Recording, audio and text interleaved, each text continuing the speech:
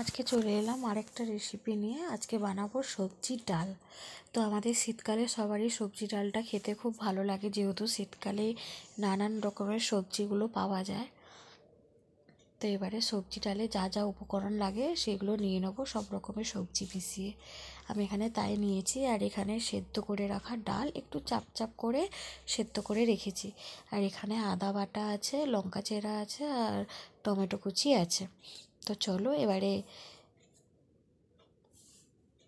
সবজিগুলোকে লাল লাল করে ভেজে নিই।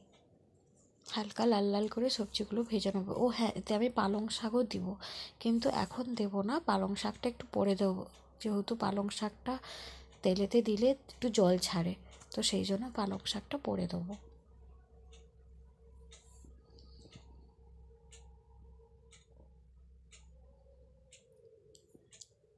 তো লাল লাল হয়ে গেছে হালকা, তো তোমরা দেখতেই পাচ্ছ। এতে পালং শাকটাও দিয়ে দিলাম, দিয়ে ভালো করে নাড়াচাড়া করে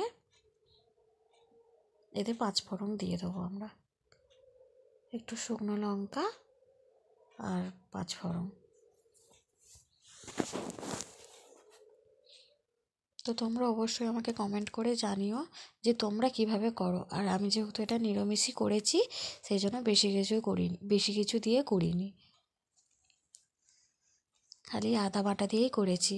আর হলুদটা আমি যে কোনো তরকারিতে আগে দিই, যাতে না ছিটকে আসে। আদা বাটা বলো যাই বলো, হলুদটা দিলে এগুলো ছিটকে আসে না।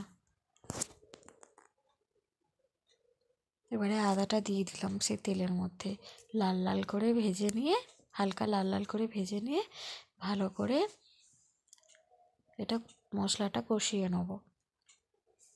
ওতে টমেটোও দিয়ে দেবো, সেগুলোর ভিডিও নেওয়া হয়নি। টমেটো একটু, একটু নুন, একটু চিনি আর একটু হলুদ গুঁড়ো দিয়ে ভালো করে কষিয়ে নিলেই ডাল রেডি।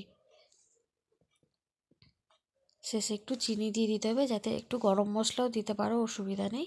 তো ভিডিওটা কেমন লাগলো অবশ্যই কমেন্ট করে জানিও।